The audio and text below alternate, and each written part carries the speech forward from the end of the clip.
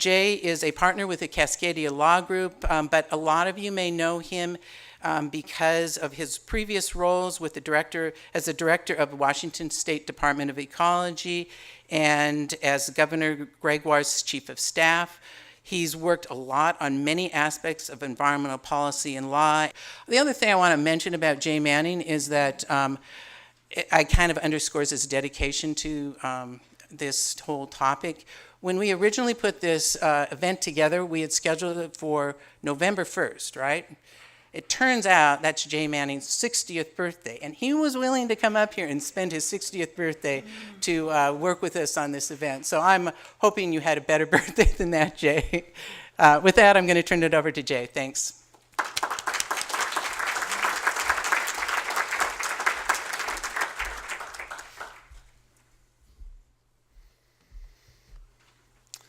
Thank you, Sue. I really appreciate that. And thank you to all of you for being willing to spend at least the morning, if not the entire day here with this incredible group of folks, a great cross-section of the county, of this area. And, this is a huge issue, really important, and it makes great sense to me that people would come to something like this. It's always surprising that not a lot of people share that view and not a lot of people get involved in water issues, natural resource issues. So thank you for coming and spending the day here and being part of this discussion. I can't think of anything more important for the future of this county and really any county, any watershed. I've been working on water issues since I joined the Attorney General's office in 1983. As a young assistant attorney general, I started litigating water right cases, and it became clear to me how complicated it is, how fierce the competition is, and over the years it's only gotten more so. As ecology director from 2005 to 2009, so think about that job, 1,500 people, primary environmental regulator in the state. Programs include Hanford cleanup, air quality, climate, water quality, all the waste programs, and unlike most states, Water Resources is part of the environmental agency. Usually it's a standalone agency. And I probably spent 50% of my time on water resources, water rights, stream flows, the issues we're going to talk about here today. It's the demands and the pressure back then and more so now are so significant. It is just a really tough topic. And I will get to some reasons to be optimistic. One of them is the place that you call home. Every time I come here, I'm just blown away by the place in Washington that you have. It's a great state. We have a lot of unique and amazing corners of this state. But this is without question one of them, with the North Cascades and Mount Baker on the east, Vancouver and Whistler and British Columbia to the north, the big waters of Puget Sound, of northern Puget Sound and the San Juans to the west. It's just, the physical setting is grand. It's on a scale that not a lot of people in Washington are really used to. You have this incredible river that flows through all of that, the lifeblood of this county in so many ways, which is it's a big, not as productive as we want it, but a productive stream compared to many others, and a dangerous river sometimes when it floods. When it floods up here, it really goes to town. We have two tribes, the Lummi Nation and the Nooksack tribe, who were here first, who ceded lands in exchange for certain agreed to rights, and one of those is a sustainable, harvestable level of salmon, and that right depends on a healthy Nooksack River with enough water in it to support that right. You have tribal and non-tribal fishers who depend on that, the presence of that resource. You have some of the most highly productive agricultural lands in the state. You produce some of the finest milk, cheese, berries, potatoes, and many other products that are the envy of lots of other parts of the state. You have beautiful, bucolic, rural lands that are in high demand and highly valuable. In one of the best cities and one of the best universities in the state, with a deep blue liberalism that stands in stark contrast to the rock rib red conservative, some of the rural areas. And that's not atypical. It's fairly typical in counties across the western part of the state that you have that dichotomy, but it's strong here. You have unmatched recreational opportunities. You have a quality of life that attracts people, and people come here, which creates growth and new demands on limited natural systems. And all of that competes, at least to a certain extent, for a limited supply of water, and a supply of water that you'll hear about today, that it may be that we have the same amount of precipitation in the future, but it's very likely that less of it will fall as snow, and so much of our water right now is stored in the snowpack, and it's delivered later in the summer and the fall when you really need it. And if that snowpack diminishes, there's going to be less water available for in-stream and out-of-stream use. So that adds up to a formidable challenge. And to manage that competition, we have a system that was created in the 1840s in California to lure people out from the East Coast to pan for gold in California. And it works like this, and Doug Allen's going to go through this in more detail than I, but if you showed up in California in the 1850s, and whether you were panning for gold or taking water for irrigation or for industrial purposes, you could do that without paying a fee, without getting a permit. You just went and did it. You took water for a beneficial use. That created a water right that has its property right. It is not a temporary permit. It is a property right that runs with the property. It's a usufructuary right. Dangerous word in a crowd like this. It's a right to use. So it's not full fee ownership, but it is a property right. And it has attributes. There's a place. There's a place of use that you establish. Where you use the right, that becomes part of the right. The volume, the amount you use becomes a limit on the right. The purpose, what you use it for, becomes an attribute of the right.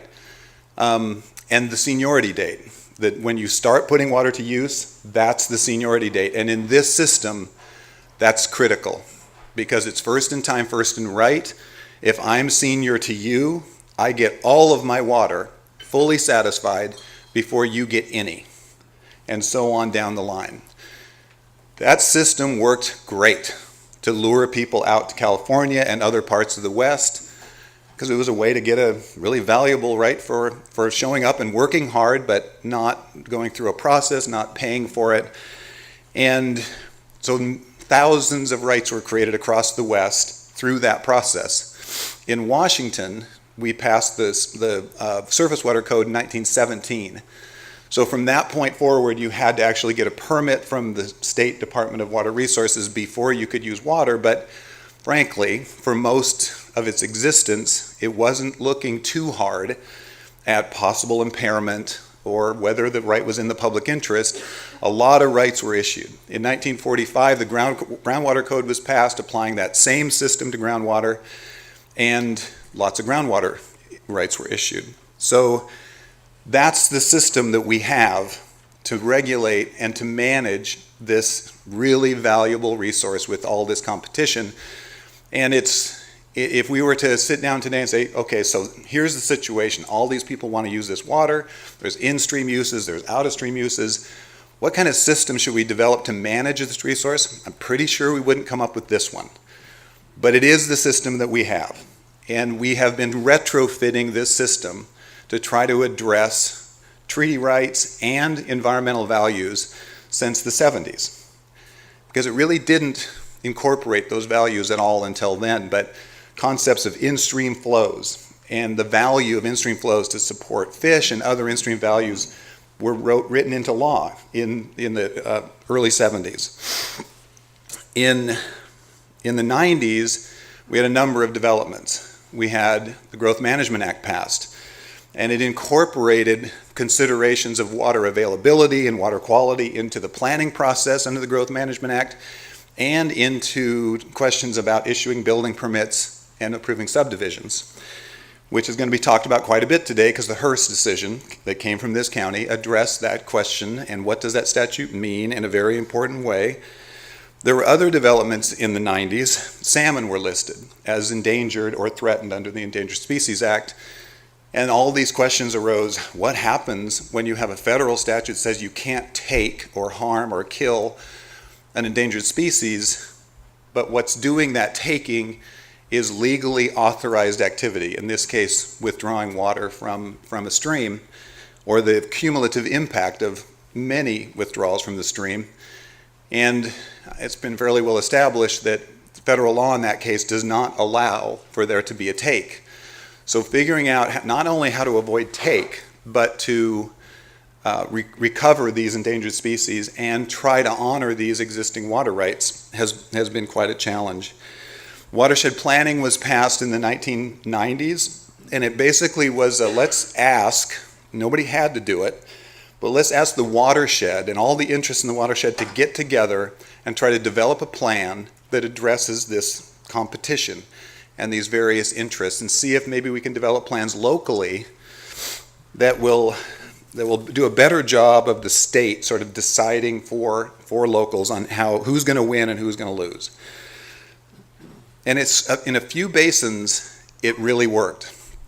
In the Dungeness, the Walla Walla, and the Nisqually, those were, in my view, there's other people here who were involved, who've been involved as long as I have or longer, but those were three where it took. And the common ingredient in my experience was senior leadership in the tribal community and senior leadership in the agricultural community. Those are the two communities that typically have the biggest water rights and the most senior water rights, and they are at odds at times. Tribes looking for, we want to keep water in stream to support salmon runs, and agricultural users are interested in using the water for irrigation purposes. And in each of those basins, those interests came together at a senior level and forged a different kind of relationship and left the typical historical antipathy behind and started working together in a much more cooperative way. And let me tell you just a quick story about the Yakima. The Yakima Basin is 1/5 of the state of Washington. It's as you cross Snoqualmie Pass, you enter the Yakima Basin. It starts way up there at the top of Snoqualmie. It starts way up at the top of Chinook Pass and White Pass, and the two arms come together down by Yakima, and it's a very long, it's a very historically very salmon productive stream, but the river was reworked by the federal government. 7 dams were installed, and that water was used primarily for irrigation purposes, and the Yakima Valley is today, because of that irrigation, one of the most productive agricultural areas in the world.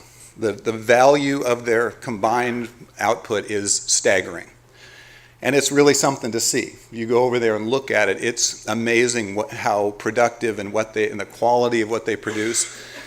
But the combined impact of the fish passage that was blocked, both upstream and downstream by those 7 dams, and the low flows in the lower part of the river when at the critical time of year, late summer, early fall, took what was one of the most productive salmon producing streams in the state and turned it into a very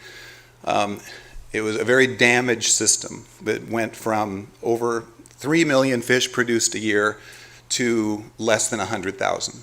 And the sockeye run, which had been a really big part of all that, was pretty much gone.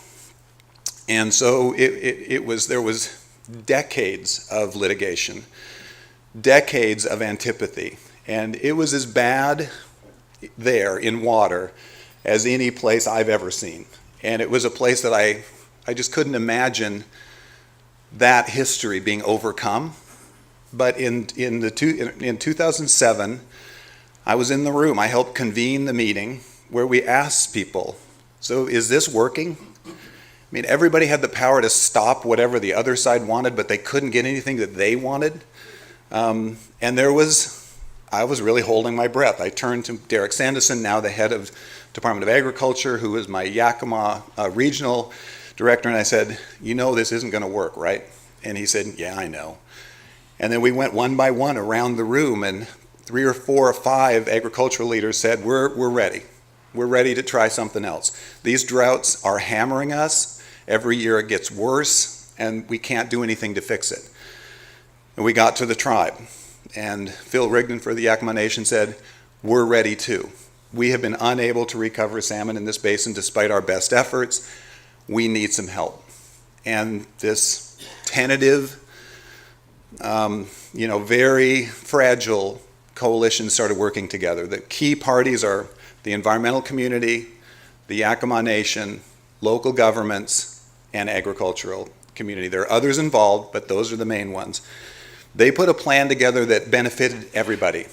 And it has fish passage at every dam. It has stream flow restoration in the lower part of the river so the fish can get through what that previously was a blockage.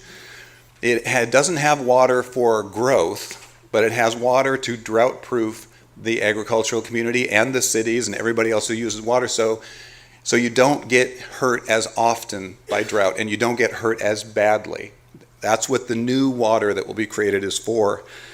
It has all sorts of other benefits, economic and environmental. And people have bought into it. They're in year 6. They have made unbelievable progress. I was absolutely thrilled last year to go to the upper Cle Elum, the part of the Cle Elum that flows into the Cle Elum Reservoir that used to be a huge sockeye producer. Sockeye were gone. You go there this fall, drive up to the upper Cle Elum because the water is crystal clear, and you can't miss spawning sockeye. They are the ones that turn scarlet, and they're all over the place up there. They're recolonizing that upper river, and I thought, my goodness, I never thought I'd see this, and it's happening. It's happening right now. So if they can do it, anybody can do it. If they can overcome the situation they had and the competition they have, which dwarfs what you have here, anybody can do it. You can do it. I think there are so many benefits to this collaborative, multi-party, multiple benefit approach. I think it's a way to take what is typically a winner and loser situation and turn it into win-win or partial win-win, because I don't think everybody gets everything.